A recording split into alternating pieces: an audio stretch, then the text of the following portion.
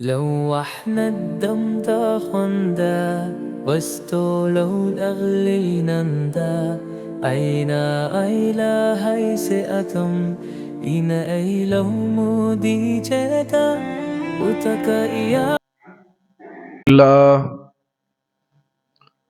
نحمده ونستعينه ونستغفره ونعوذ بالله من شرور أنفسنا ومن سيئات أعمالنا من يهده الله فلا مضل له ومن يضلله فلا هادي له وأشهد أن لا إله إلا الله وحده لا شريك له وأشهد أن محمدا عبده ورسوله أرسله بالحق بشيرا ونذيرا وداعيا إلى الله بإذنه وسراجا منيرا يا أيها الذين آمنوا اتقوا الله حق تقاته ولا تموتن إلا وأنتم مسلمون يا أيها الناس اتقوا ربكم الذي خلقكم من نفس واحدة وخلق منها زوجها وبث منهما رجالا كثيرا ونساء واتقوا الله الذي تساءلون به والأرحام إن الله كان عليكم رقيبا يا أيها الذين آمنوا اتقوا الله وقولوا قولا سديدا يصلح لكم أعمالكم ويغفر لكم ذنوبكم ومن يطع الله ورسوله فقد فاز فوزا عظيما أما بعد فإن خير الحديث كتاب الله وخير الهدي هدي محمد صلى الله عليه وسلم وشر الأمور محدثاتها وكل محدثة بدعة وكل بدعة ضلالة وكل ضلالة في النار. أعوذ بالله السميع العليم من الشيطان الرجيم من همزه ونفخه ونفثه بسم الله الرحمن الرحيم مثل الذين ينفقون أموالهم في سبيل الله كمثل حبة أنبتت سبع سنابل في كل سنبلة 100 حبة والله يضاعف لمن يشاء واللہ واسع علیم. معزز حاضرین جمعہ، بزرگان دین ملت، نوجوانان اعظام، پردہ نشیں باعزت باعفت خواتین اسلام اور عزیز بچوں، تمام قسم کی تعریف و توصیف، بڑائی و بزرگی، عظمت و کبریائی اس اللہ وحدہ لا شریک کے لیے لائق اور سزاوار ہے، جس نے ہم انسانوں کو اس دنیا کے اندر اشرف المخلوقات کا درجہ دیا اور ہماری رشد و ہدایت کے لیے، ہماری کامیابی و کامرانی کے لیے، ہماری فلاح و بہبودی کے لیے اللہ سبحانہ و تعالی نے بے شمار انبیاء کرام علیہم السلام کو اس دنیا کے اندر مبعوث فرمایا. بعدہ ان تمام انبیاء کرام علیہم السلام پر درود و سلام کے پھول نشاور ہوں، خصوصاً ہمارے اور آپ کے آخری نبی احمد مجتبی محمد مصطفیٰ جناب محمد الرسول اللہ صلی اللہ علیہ وسلم پر. اللہم صلی علیہ اللہم بارک علیہ. معزز سامعین، آج کے اس خطبہ جمعہ کا میرا جو عنوان ہے وہ ہے اللہ تبارک و تعالیٰ کے راستے میں مال خرچ کرنے کی اہمیت و فضیلت. ہم انسان ہیں اور ہماری یہ طبیعت ہے، ہمارا یہ نیچر ہے کہ ہم کوئی بھی کام کرتے ہیں تو پہلے اس میں اپنا فائدہ تلاش کرتے کہ اس کام میں فائدہ ہے یا نہیں ہے۔ اگر کسی کام میں فائدہ نہیں ہے تو ہم آنکھ بند کر کے اس کام کو چھوڑ دیتے ہیں۔ یہ ہماری طبیعت اور ہمارا نیچر ہے کہ جس کام میں فائدہ ہو انسان اسی کام کی طرف جاتا ہے اور اسی کام کو وہ کرتا ہے۔ فائدہ نہیں ہے آدمی بلا وجہ کیوں وہ کام کرے؟ تو آئیے دیکھتے ہیں کہ اللہ تبارک و تعالیٰ کے راستے میں مال خرچ کرنا، یہ جو عمل ہے اسے صدقہ کہا جاتا ہے۔ اور صدقے کے فوائد کیا کیا ہیں، صدقے کی اہمیت کیا ہے، صدقے کی فضیلت کیا ہے، ان تمام چیزوں کو ہم اور آپ آج کے اس خطبہ جمعہ میں انشاءاللہ قرآن و حدیث کی روشنی میں دیکھیں گے۔ خطبہ مسنونہ کے بعد میں نے آپ کے سامنے قرآن کریم کی ایک آیت پڑھی ہے۔ اس آیت کا ترجمہ کرنے سے پہلے یہ دیکھ لیا جائے کہ صدقہ اصل میں ہے کیا چیز۔ اللہ تبارک و تعالیٰ نے قرآن حکیم کے اندر صدقے کے تعلق سے بہت فضیلتیں بیان کی کہ آدمی صدقہ کرے تو اس کے لیے کیا کیا نعمتیں ہیں، اس کے لیے کیا کیا اجر و ثواب ہے، اس کے لیے اللہ تبارک و تعالیٰ کے پاس کیسے کیسے انعامات ہیں۔ یہ تمام چیزیں اللہ تبارک و تعالیٰ نے قرآن حکیم کے اندر اور نبی کریم صلی اللہ علیہ وسلم نے احادیث کے اندر بیان فرما دی ہے۔ فضیلتیں کیا ہے، فوائد کیا ہے۔ پہلے یہ جان لیا جائے کہ صدقہ ہے کیا چیز۔ صدقہ کو کہتے ہیں اللہ کے راستے میں مال خرچ کرنا۔ اب اللہ کے راستے میں مال خرچ کرنے کی دو قسمیں ہیں۔ پہلی قسم فرض صدقہ اور دوسری قسم نفلی صدقہ۔ فرض صدقہ اور نفلی صدقہ میں فرق کیا ہے؟ جس طریقے سے اللہ تبارک و تعالیٰ نے مسلمانوں پر 5 وقت کی نمازیں فرض کی ہیں، تو ان 5 نمازوں کے پڑھے بغیر انسان کا چارہ نہیں ہے۔ انسان اگر اللہ رب العالمین کے سامنے یہ بہانہ بنائے، یہ ایکسکیوز دے کہ اللہ میں فلاں جگہ جو ہے نا بیمار ہو گیا تھا یا فلاں جگہ میں مصروف تھا اسی لیے میں فجر کی نماز نہیں پڑھ سکا، اللہ تبارک و تعالیٰ کے یہاں یہ بہانہ کام آئے گا؟ نہیں کام آئے گا۔ تو فرض ایسی چیز کو کہتے ہیں جس کے کیے بنا آدمی کا چارہ نہیں، فرض کو کرنا پڑے گا، اسی لیے تو فرض کو فرض کہا جاتا ہے، یعنی جسے لازم کہا جائے، ضروری اور کمپلسری کہا جائے۔ تو یہ فرض ایک فرض صدقہ ہے۔ اللہ تبارک و تعالیٰ نے زکوٰۃ کو فرض صدقہ کہا ہے۔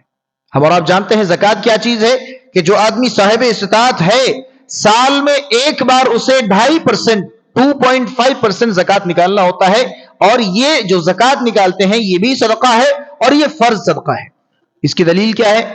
اللہ تبارک و تعالیٰ نے سورہ توبہ کے اندر فرمایا انما الصدقات للفقراء والمساکین والعاملین علیہا والمؤلفۃ قلوبہم وفی الرقاب والغارمین وفی سبیل اللہ وابن السبیل۔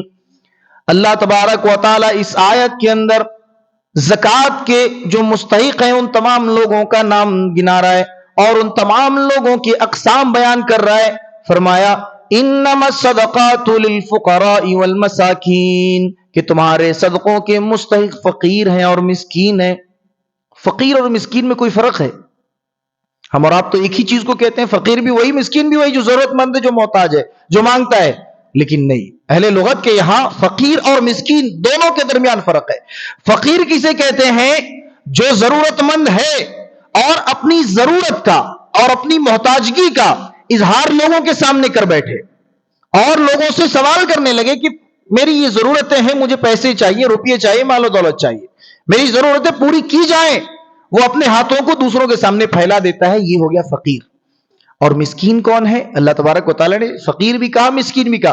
مسکین وہ ہوتا ہے جو ضرورت مند ہے، جسے ضرورت ہے، محتاج ہے، لیکن وہ اپنی ضرورت مندی کا، اپنی محتاجگی کا کسی کے سامنے اظہار نہیں کرتا ہے اور اعلان نہیں کرتا ہے کہ مجھے فلاں چیز کی ضرورت ہے۔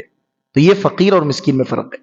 تو اللہ تبارک و تعالیٰ نے فرمایا انما الصدقات للفقراء والمساکین والعاملین علیہا، کہ تمہارے فرض صدقے کے مستحق فقیر بھی ہیں اور اسی طریقے سے مسکین بھی ہے۔ فقیر وہ ہوتا ہے جو آدمی کے سامنے ہاتھ پھیلا دے، لیکن مسکین وہ ہے جو کسی کے آگے اپنی محتاجگی کا اظہار نہ کرے، اعلان نہ کرے۔ والعاملین علیہا، اور حکومت کی جانب سے جو زکوٰۃ وصول کرنے والے ہیں، فرض صدقے کو وصول کرنے والے لوگ جو متعین کیے جاتے ہیں، حکومت کی جانب سے اگر کوئی آدمی مقرر کیا گیا ہے ایسے آدمی کو بھی جو زکات وصول کرتا ہے اس آدمی کو بھی زکات دیا جائے گا. والمؤلفۃ قلوبہم، اور ہر اس شخص کے لیے بھی صدقے کا مال دینا جائز ہے جس کا دل اللہ تبارک و تعالیٰ کی طرف لٹکا ہوا ہے، جس کا دل اسلام کے لیے مائل ہوتا چلا جا رہا ہے. کوئی غیر مسلم ہے لیکن اسلام کو دیکھ کر کے اس کا دل متاثر ہوتا رہتا ہے، مسلمانوں کو دیکھ کر کے، مسلمانوں کے اخلاق کو دیکھ کر کے وہ سوچتا ہے کہ کاش میں بھی مسلمان ہو جاتا، یہ مسلمانوں کے ساتھ بہت ہی خیر خواہی کرتا ہے. ایسے آدمیوں کے لیے بھی اللہ تبارک و تعالیٰ کہتا ہے زکوٰۃ کا پیسہ لگا سکتے ہیں. تو اس آیت کریمہ کو بیان کرنے کا مقصد یہ ہے، چونکہ زکوٰۃ ایک الگ ٹاپک ہے، اس آیت کو بیان کرنے کا مقصد یہ ہے کہ اللہ تبارک و تعالیٰ نے اس آیت کے اخیر ٹکڑے میں کہا فریضۃ من اللہ، پہلے کہا انما الصدقات، یہ جو صدقہ ہے، اور اخیر میں کہا فریضۃ من اللہ، یہ فرض ہے. معلوم یہ ہوا کہ اللہ رب العالمین نے صدقے کو فرض بھی کہا ہے، اور فرض صدقے کو یعنی زکوٰۃ کو صدقہ کا ہے. تو یہ صدقہ کی ایک قسم ہو گئی جو زکوٰۃ ہے. ہم اور آپ نکالتے ہیں، کچھ لوگ نہیں بھی نکالتے ہیں. جو نکالتے ہیں ان کے لیے اللہ تبارک و تعالیٰ کے یہاں سمجھیے کہ ڈپازٹ ہو رہا ہے، جمع ہو جا رہا ہے ایک. لیکن جو نہیں نکالتے اللہ تبارک و تعالیٰ ان کے لیے فرماتا ہے والذین یکنزون الذهب والفضة ولا ينفقونها في سبيل الله فبشرهم بعذاب أليم. جو لوگ زکوٰۃ نہیں نکالتے ہیں ذرا کان کھول کر کے سنیے، اللہ تبارک و تعالیٰ خوشخبری دے رہا ہے. کن کو؟ جو زکوٰۃ نہیں نکالتے ان کو خوشخبری دے رہا ہے. جی خوشخبری دے رہا ہے اللہ تبارک و تعالیٰ. والذین یکنزون الذهب، جو آدمی سونے اور چاندی کو جمع کرتا ہے، ولا ينفقونها، اور ان کو خرچ نہیں کرتا ہے اللہ تبارک و تعالیٰ کے راستے میں، فبشرهم بعذاب علیم. اے نبی صلی اللہ علیہ وسلم جائیے ایسے لوگوں کو خوشخبری سنائیے. کس چیز کی خوشخبری؟ اے اللہ، خوشخبری تو تب ہوتی ہے جب تیرا بندہ، تیرا فرما بردار، تیرا مطیع ہو جائے، تیری اتباع کرے، تیرے رسول کی اتباع کرے، تیری پیروی کرے، تیرے رسول کی پیروی کرے. اللہ خوشخبری تو تب ہوتی ہے. یہاں پر جو زکوٰۃ نہیں ادا کر رہے ان کے لیے کون سی خوشخبری ہے؟ فرمایا فبشرهم بعذاب علیم. اے نبی صلی اللہ علیہ وسلم جائیے اور زکوٰۃ نہ دینے والوں کو خوشخبری سنائیے دردناک عذاب کی، سخت ترین عذاب کی. جو ہے گمراہ لوگوں کو سنا دیجیے، ایسے زکوٰۃ نہ دینے والوں کو جو ہے بدترین عذاب کی خوشخبری سنا دیجیے. فبشرهم بعذاب علیم. جائیے. تو اللہ تبارک و تعالیٰ کا یہ تنزیہ جملہ ذرا غور کیجیے. جو آدمی زکوٰۃ نہیں نکالتا ہے، اگر اللہ تبارک و تعالیٰ کے اس تنزیہ جملے کو بھی سن کر کے اگر اس کے اندر ایمانی حرارت پیدا نہیں ہوتی ہے تو پھر ہمیں آپ کو اپنے ایمان کی خیر منانی چاہیے. اللہ تبارک و تعالیٰ نے یہاں جہنم کی خوشخبری سنا رہا ہے، جہنم کی خوشخبری. تو یہ زکوٰۃ. اب دوسرا صدقہ ہے، دوسرے قسم کا جو صدقہ ہے وہ ہے نفلی صدقہ. کل معروف ان صدقہ. عموماً تو ہر بھلائی کی چیز، ہر اچھی چیز کیا ہے؟ صدقہ ہے. اپنے بھائی سے مسکرا کر کے ملنا یہ بھی صدقہ ہے. اپنے بھائی سے مسکرا کر کے ملنا یہ بھی صدقہ ہے. اللہ تبارک و تعالیٰ کی ہر نعمت جو اللہ تبارک و تعالیٰ نے انسان کو عطا کی ہے وہ اللہ کے راستے میں خرچ کرنا، اللہ کی رضا کے لیے خرچ کرنا، یہ صدقہ ہے. صرف مال ہی نہیں بلکہ انسان اپنی انرجی، انسان اپنا قلم، انسان اپنی زبان اگر اللہ تبارک و تعالیٰ کے راستے میں جو ہے لگاتا ہے تو اللہ تبارک و تعالیٰ کے لیے وہ بھی صدقہ ہو جاتا ہے، وہ بھی صدقہ ہو جاتا ہے. تو نفلی صدقہ جسے ہم اور آپ جانتے ہیں، جس کے لیے اللہ تبارک و تعالیٰ نے انسانوں کو مجبور نہیں کیا، اللہ نے فورس نہیں کیا کہ چلو تمہیں صدقہ دینا ہی پڑے گا، لیکن اللہ رب العالمین نے ساتھ ہی ساتھ بتایا کہ یہ جو صدقہ ہے اس کی مثال کیسی ہے. سورہ بقرہ کے اندر اللہ تبارک و تعالیٰ فرماتا ہے مثل الذین ينفقون اموالهم فی سبیل اللہ کمثل ینبت حبۃ سبع سنابل فی کل سنبلۃ مئۃ حبۃ. اللہ تبارک و تعالیٰ یہاں پر صدقے کی مثال بیان فرماتا ہے. ہم اور آپ آج اگر بات کو کسی کو سمجھانا چاہتے ہیں تو مثالیں دے کر کے سمجھاتے ہیں، ایگزامپلز دے کر کے سمجھاتے ہیں. اللہ تبارک و تعالیٰ صدقے کو سمجھا رہا ہے کہ صدقہ ہے کیا چیز انسان کی زندگی میں. اللہ تبارک و تعالیٰ فرماتا ہے مثل الذین ينفقون اموالهم فی سبیل اللہ. صدقہ کرنے والے کی مثال تو اس جیسی ہے کمثل حبۃ انبتت سبع سنابل، جیسے ایک دانہ ہے، ایک اناج کا بیج. ذہن میں بیٹھائیے، ایک اناج کا بیج ذہن میں رکھیے. ایک اناج کا بیج ہے، دانہ ہے، جسے آدمی زمین میں لگاتا ہے، اور زمین میں لگانے کے بعد اللہ تبارک و تعالیٰ کہتا ہے ایک دانے سے ہم 7 بالیاں نکالتے ہیں. 7 डंडियां निकालते हैं, 7 डालियां निकालते हैं या 7 टहनियां निकालते हैं। हब्बतिन एक दाना है, हब्बतिन अंबतत सबा सनाबिल, उस एक दाने से अल्लाह तबारक व तआला कहता है कि हम 7 बालियां निकालते हैं और हर बाली में, हर डाली में अल्लाह तबारक व तआला कहता है कि 100 दाने वापस आ जाते हैं। सदक़े की मिसाल समझ में आई? अल्लाह तबारक व तआला गोया कि ये कह रहा है कि अगर कोई आदमी अल्लाह तबारक व तआला के रास्ते में 1 रुपया देता है, 1 दाना खर्च करता है, अल्लाह तबारक व तआला के यहां वो 700 गुना बढ़ जाता है, 700 गुना बढ़ जाता है। ये है फजीलत सदका की। और अल्लाह रब्बुल आलमीन पुकार पुकार कर कहता भी है, मन ज़ल्लज़ी युक़रिदुल्लाह क़र्ज़न हसना फ़युज़ाइफ़हु लहु अज़ाफ़न कसीरा, कौन है जो मुझे कर्ज हसना दे, कौन है जो मेरे रास्ते में खर्च करे और मुझे कर्ज दे, अल्लाह तबारक व तआला को कर्ज, फ़युज़ाइफ़हु लहु अज़ाफ़न कसीरा, तो मैं उस बंदे को और भी बढ़ा करके अता करूंगा। आज दुनिया में लोग सूदी कारोबार करते हैं, दुनिया में आज लेन देन करते हैं कि मैंने फला को 50 रुपया दिया, अब मुझे वापस 70 रुपया चाहिए, मैंने फला को 10,000 दिया, अब मुझे 11,000 चाहिए, उसमें ब्याज आ जाएगा, उसमें इंटरेस्ट आ जाएगा।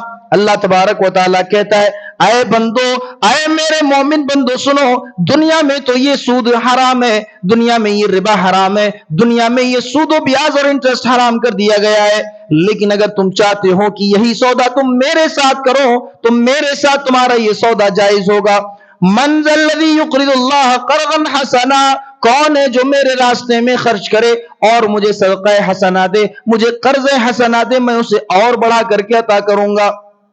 आज हम और आप दुनिया में माल कमाने के लिए मगन हो जाते हैं, किस तरीके से हलाल और हराम की तमीज नहीं करते, कौन सी चीज सही है, कौन सी चीज गलत है, कौन सा रास्ता दुरुस्त है, कौन सा गैर दुरुस्त है, इन तमाम चीजों को हम नजरअंदाज किए हुए बढ़ते जाते हैं और मालो दौलत इकट्ठा करते जाते हैं, तब भी हमें और आपको बरकत नहीं मिलती, तब भी शिकायतें आती है, मुल साहब बहुत मेहनत करता हूं, बहुत काम करता हूं, फिर भी बरकत ही नहीं है, घर का खर्चा नहीं निकल पाता है, बच्चे की स्कूल की फीस नहीं निकल पाती है, घर में राशन तक मैसर नहीं होता है। आज हमारे और आपके ये सारे एतराजात हैं और ये सारी शिकायतें हमारी कि हम मेहनत करते हैं, कमा रहे हैं, लेकिन बरकत नहीं है। अल्लाह तबारक व तआला कहता है, मन ज़ल्लज़ी युक़रिदुल्लाह क़र्ज़न हसना, कौन है जो अल्लाह को कर्ज हसना दे, मुझे कर्ज हसना दे, फ़युज़ाइफ़हु लहु अज़ाफ़न कसीरा, मैं उसे बढ़ा करके दूंगा। कितना बढ़ा करके दूंगा?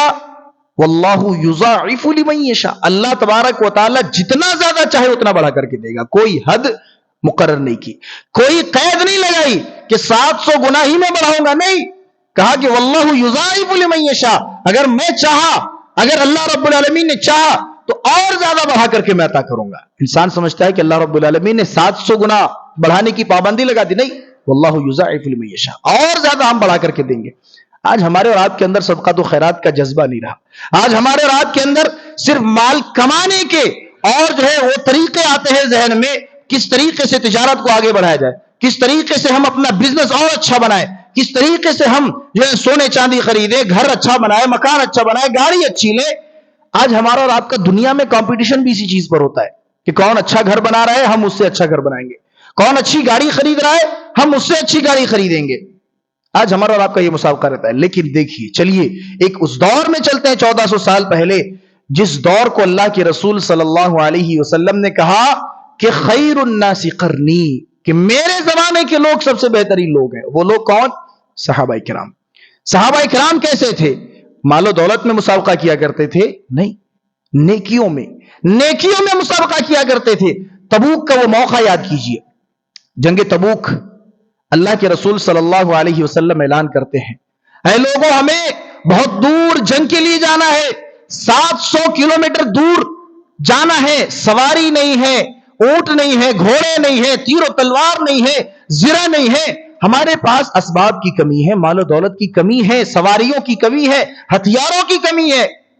सहाबा के सामने अल्लाह के रसूल ऐलान करते हैं, ऐ मेरे सहाबा, ऐ मेरे साथियों, ऐ मेरे जानिसार, आज मैं तुम्हारे सामने ये ऐलान करता हूं कि हमें जो है बहुत दूर तबूक के लिए निकलना है, جنگ کے لیے نکلنا ہے، لیکن ہمارے پاس نہ اونٹ ہیں، نہ گھوڑے ہیں، نہ کوئی سواریاں ہیں، اور نہ ہی تیر و تلوار ہے، لہٰذا تم جتنا چاہو اللہ تبارک و تعالیٰ کے راستے میں خرچ کرو اور اس جنگ کے لیے ہماری مدد کرو۔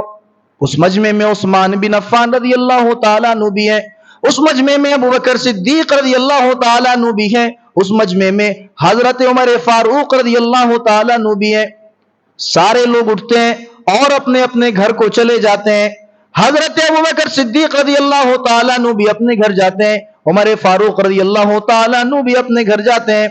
عمر فاروق رضی اللہ تعالیٰ عنہ جب اپنے گھر جاتے ہیں اور مشاہدہ کرتے ہیں، اپنے گھر کا جائزہ لیتے ہیں اور ساری چیزیں اکٹھا کر لیتے ہیں، جتنی بھی مال و دولت اکٹھا تھی، ان کے گھر میں جتنی بھی ساری چیزیں تھی، وہ ساری چیزوں کو انہوں نے اکٹھا کیا اور ان ساری چیزوں کو دو حصوں میں تقسیم کر دیا۔ ایک حصہ گھر والوں کے لیے رکھ دیا اور ایک حصہ اٹھا کر کے نبی کریم صلی اللہ علیہ وسلم کی خدمت میں لے کر کے آ گئے۔ آدھا آدھا یعنی پورے گھر کا مال اکٹھا کیا۔ اب ہمارے گھر میں کیا کیا چیزیں ہوا کرتی ہیں؟ آج تو اے سی بھی ہے، کولر بھی ہے، ہیٹر بھی ہے، فین بھی ہے، فریج بھی ہے، الماری بھی ہے، ٹی وی بھی ہے، پلنگ بھی ہے، اور نہ جانے کیسی کیسی چیزیں ہیں۔ اس دور میں بھی کچھ تو رہا ہوگا۔ حضرت عمر فاروق رضی اللہ تعالیٰ عنہ آئے، گھر میں ساری چیزوں کو اکٹھا کیا، ساری چیزوں کو، اور دو حصوں میں تقسیم کر دیا۔ دو حصوں میں تقسیم کیا، ایک حصہ اٹھایا، جناب محمد رسول اللہ صلی اللہ علیہ وسلم کی خدمت میں ایک حصہ لا کر کے رکھ دیے۔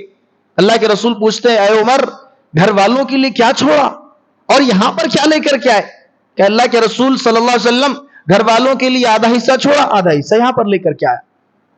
اور حضرت عمر فاروق رضی اللہ تعالیٰ عنہ اب دل ہی دل میں خوش ہو رہے ہیں کہ آج میں نیکیوں میں سب سے بڑھ جاؤں گا، آج میں نیکیوں کے معاملے میں ابو بکر سے آگے بڑھ جاؤں گا، چونکہ ابو بکر صدیق رضی اللہ تعالیٰ عنہ نیکیوں کے معاملے میں ہمیشہ مجھ سے آگے رہے، بلکہ سارے صحابہ سے آگے بڑھ کر رہے۔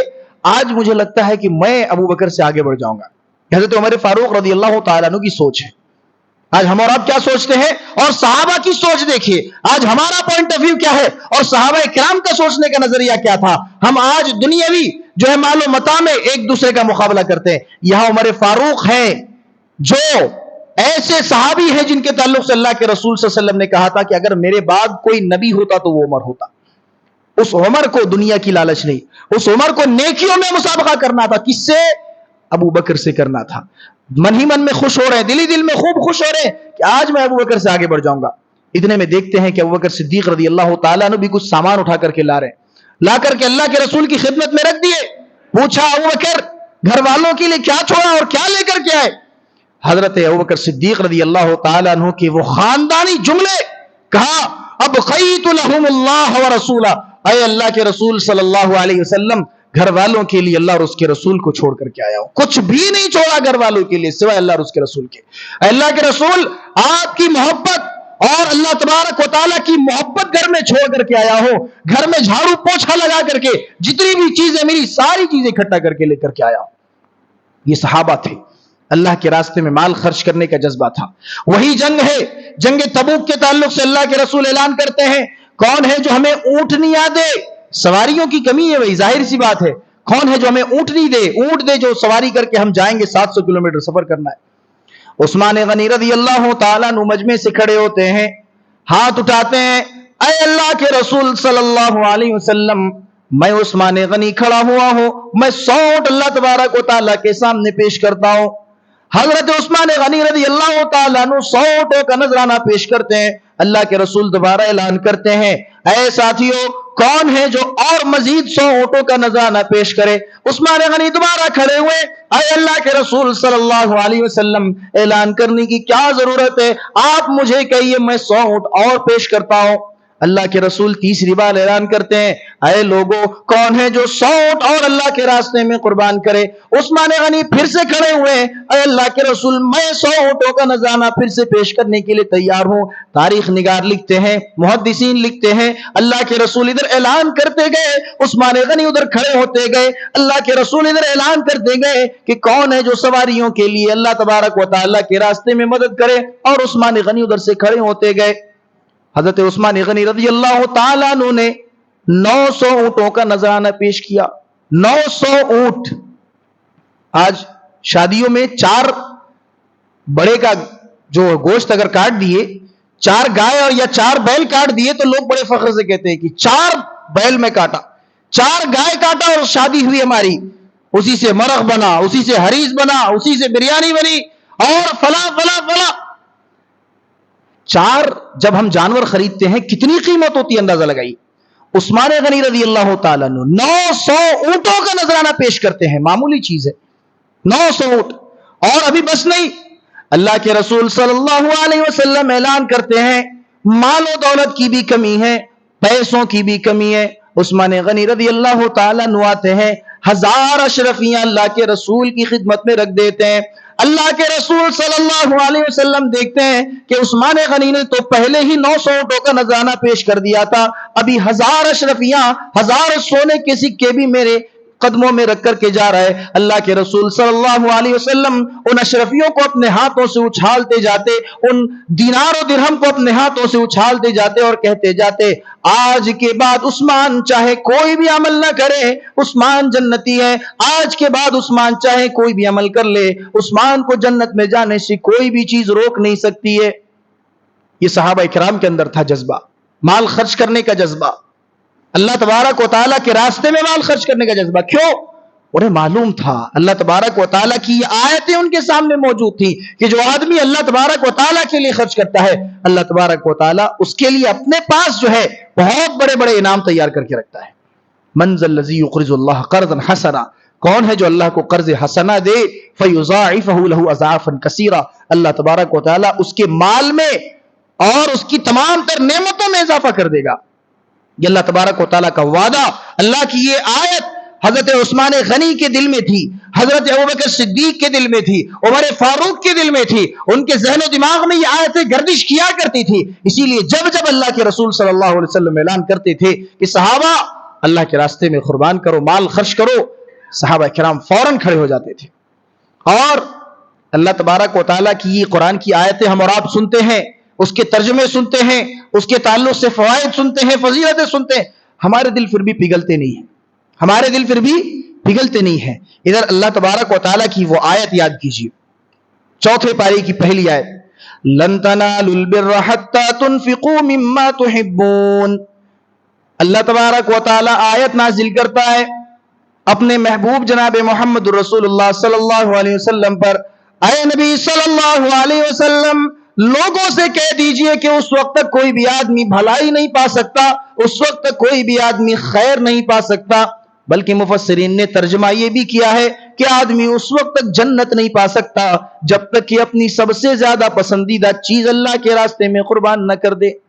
یہ آیت کریمہ جب نازل ہوتی ہے، مدینے کے اندر ایک صحابی ہیں، ابو طلحہ نام کے وہ صحابی ہیں، انصاری صحابی ہیں۔ یہ آیت کریمہ جب ان کے کانوں میں جاتی ہے کہ اللہ تبارک و تعالیٰ نے آیت نازل کی ہے کہ جب تک آدمی اللہ کے راستے میں اپنی سب سے زیادہ پسندیدہ چیز قربان نہ کر دے، اللہ اسے جنت میں داخل نہیں کرے گا، اللہ اسے نیکیاں نہیں عطا کرے گا۔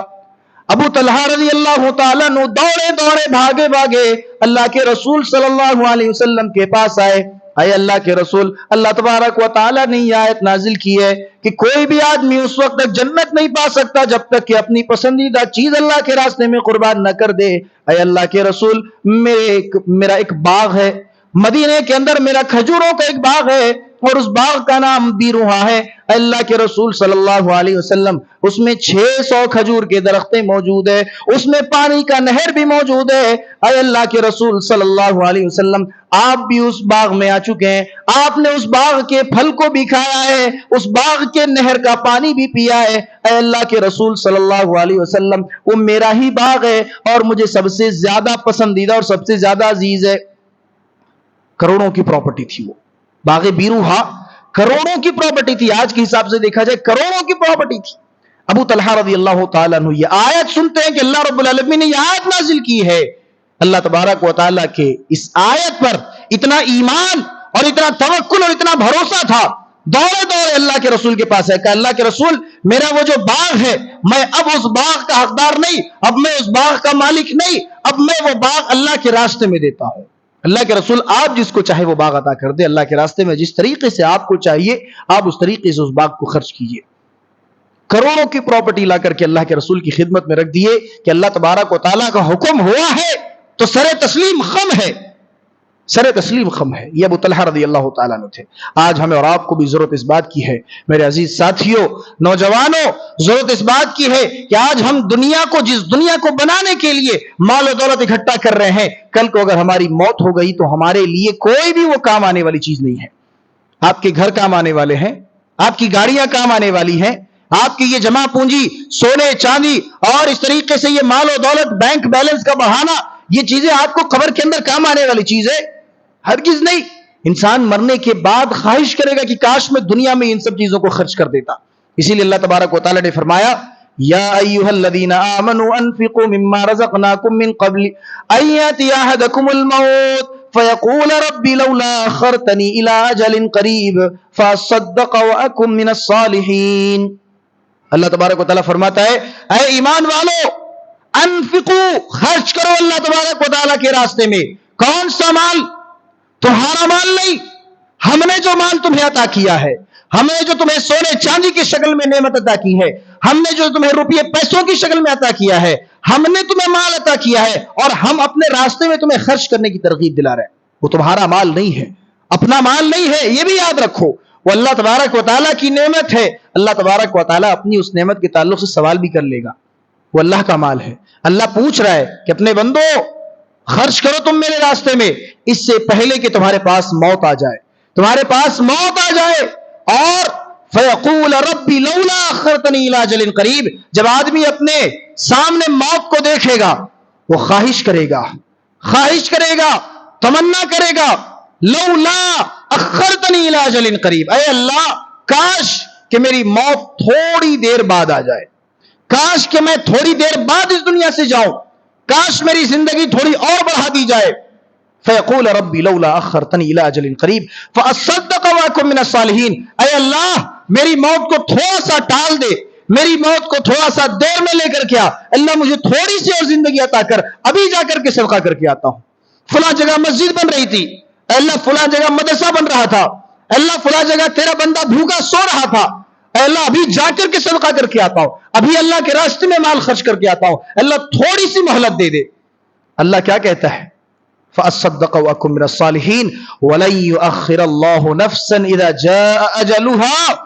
اللہ تبارک و تعالیٰ کہتا ہے ہرگز نہیں، جب موت کا وقت آ گیا نہ ایک سیکنڈ بعد میں موت آئے گی، نہ ایک سیکنڈ پہلے موت آئے گی. جو وقت لکھا ہوا ہے اسی وقت پر انسان کو مرنا ہے.